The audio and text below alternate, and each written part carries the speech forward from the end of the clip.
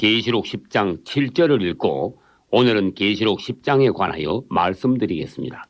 일곱째 천사가 소리내는 날 그 나팔을 불게 될 때에 하나님의 비밀이 이루리라. 아멘.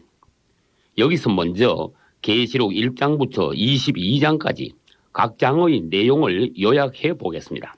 1장 요한이 본 부활하신 그리스도, 2, 3장 아시아 7교회, 4장 하늘 보좌의 광경, 5장 두루마리 책을 펴시기에 합당하신 그리스도, 6장 여섯 인이 떼어짐, 7장 하나님께서 그분의 백성들을 보호하심, 8장 처음 네 나팔, 9장 다섯째와 여섯째 나팔, 10장 땅을 소유하시기 위해 오시는 그리스도, 11장 두 증인과 일곱째 나팔, 12장 해를 입은 여자와 붉은 용, 13장 두 짐승인 적그리스도와 거짓 선지자, 14장 짐승에게 경배함과 진노의 포도주 틀, 15장 유리바다 위에 있는 이기는 자들, 16장 일곱 대접, 17장 종교적 바벨론에 대한 심판, 18장 물질적 정치적 바벨론의 멸망,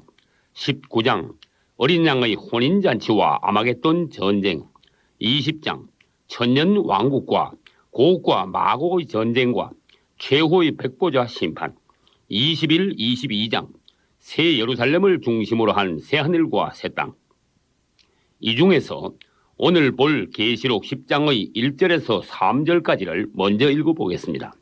내가 또 보니 힘센 다른 천사가 구름을 입고 하늘에서 내려오는데 그 머리 위에 무지개가 있고 그 얼굴은 해 같고 그 발은 불기둥 같으며 그 손에 펴놓인 작은 책을 들고 그 오른발은 바다를 밟고 왼발은 땅을 밟고 사자의 부르짖는 것 같이 큰 소리로 외치니 외칠 때에 일곱 우레가 그 소리를 발하더라. 아멘. 여기서 요한이 본 힘센 또 다른 천사는 바로 우리 주 예수 그리스도로서 그분은 다음과 같은 분이십니다. 첫째, 그분은 하늘에서 내려오신 분이십니다. 즉 그분은 하나님이 사람 되셔서 내려오신 임마누엘이시며 장차 또 다시 오실 분이신 것입니다. 그러나 반대로 적그리스도는 사탄이 사람 되어 무저갱에서 올라온 자입니다.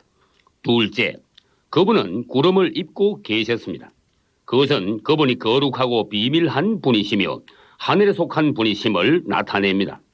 성경에서 우리 주님이 구름을 타고 오신다는 것은 공개적으로 드러나게 오시는 것으로서 그분의 지상 재림과 연관된 것이며 한편 그분이 구름을 입고 계신다는 것은 은밀히 비밀리에 공중 재림하시는 주님과도 연관된 말씀입니다. 셋째, 그분의 머리 위에는 무지개가 있다고 하셨습니다. 계시록 4장 3절에도 하나님의 보좌 주위에 무지개가 둘려 있었습니다. 앉으신 이의 모양이 벽옥과 홍보석 같고 또 무지개가 있어 보좌에 둘렸는데 그 모양이 녹보석 같더라. 아멘. 결국 우리 주님은 바로 보좌에 앉으신 하나님 그분 자신인 것입니다. 노아의 홍수 사건 이후에 처음 나타난 무지개는 하나님의 언약과 관계된 것으로서 우리 주님은 언약을 지키시기에 신실한 분이심을 나타내고 있습니다.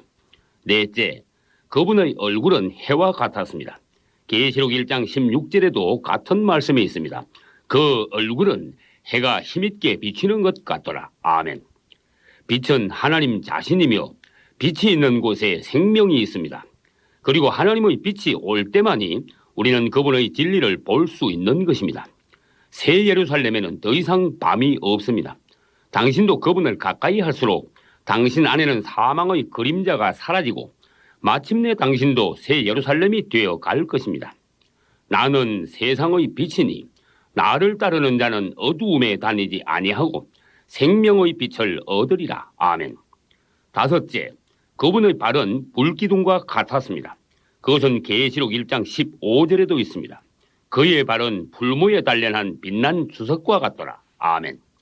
우리 주님은 거룩하시면서도 견고하시며 하나님의 위엄과 권능으로 옷 입으셨습니다.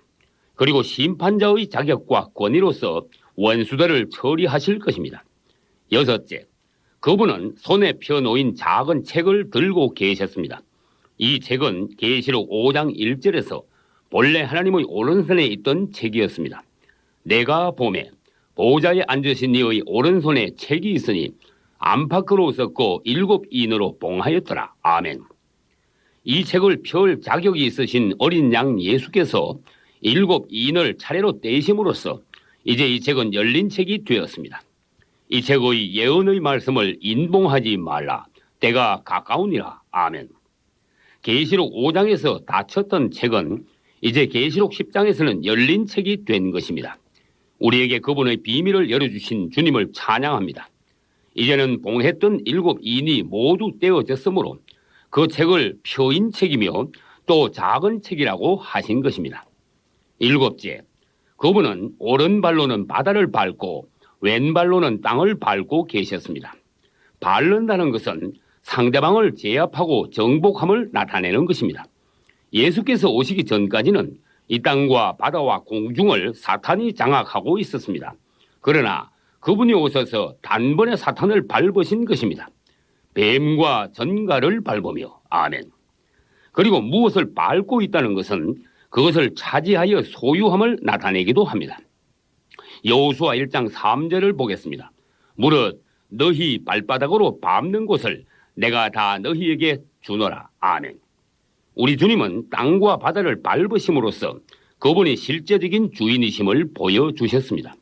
오늘날 우리도 그리스도를 대표하여 그분의 이름과 능력으로 원수들을 밟아야 합니다. 내가 너희에게 원수의 모든 능력을 제어할 권세를 주었으니 너희를 해할 자가 결단코 없으리라. 아멘. 8째, 그분의 음성은 사자의 부르짖음과 같았습니다. 다시 오실 예수님은 원수들 앞에서 진노하신 왕과 같이 부르짖으며 심판하실 것입니다. 복음서에서의 예수님은 순한 양 같으셨지만 계시록에서의 예수님은 성난 사자 같으십니다. 이제 계시록 10장 5, 6절에서는 마지막 때가 심히 가까웠음을 강조하시면서 7절에서는 7째 천사가 나팔을 불 때 하나님의 비밀이 완성되고 성경의 예언의 말씀들이 모두 성취될 것이라고 하셨습니다. 여기서 7째 나팔을 부을 때란 7 대접이 부어질 때를 말하며 그때에 하나님의 심판이 끝나고 땅에는 종말이 온다는 것입니다. 한때, 두때, 반때를 지나서 이 모든 일이 다 끝나리라. 아멘. 그 후 8절 이하에서 요한은 그분의 책을 받아 먹었는데 그것이 입에서는 달았지만 배에서는 쓰게 되었다고 하였습니다. 하나님의 말씀은 지식적으로 이해하는 것이 아니라 받아 먹어야 한다는 것입니다. 그러나 우리가 하나님의 말씀을 듣고 은혜 받을 때는 달콤하지만 그것을 생활 중에 적용할 때는 쓴맛으로 괴롭게 되는 것입니다. 무엇이든지 우리가 입으로 먹은 것은 배에서 소화되어야 비로소 내 것이 됩니다. 고난 중에 말씀을 지키는 것은 우리가 기쁘게 받은 하나님의 말씀을 내 것으로 만드는 과정입니다. 귀만 발달한 교인들이란 말씀을 듣기만 하고 전혀 실행하지 않는 자들을 말합니다. 10장 11절에서 주님께서는 요한이 더 많은 사람들에게 더 많은 예언을 하게 되리라고 하셨는데 그것은 계시록 11장부터 22장까지의 말씀으로서 대환란과 적그리스도의 정체와 그리스도의 재림과 천년 왕국과 마지막 배역과 최후의 심판과 새하늘과 새 땅을 포함하는 것입니다. 그러므로 내 본 것과 이제 있는 일과 장차 될 일을 기록하라. 아멘.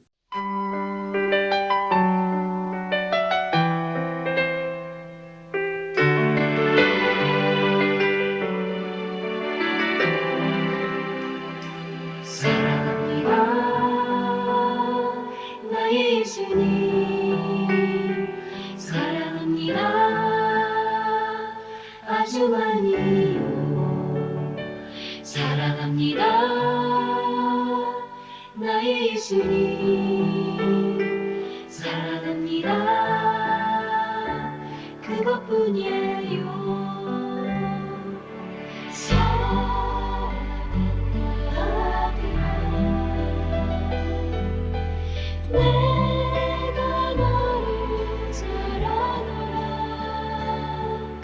사랑한다 내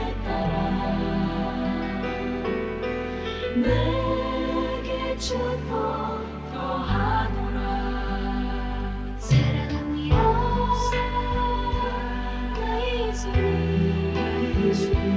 사랑합니다. 아주 많이 사랑합니다. 나의 예수. 사랑합니다. 그것뿐이야.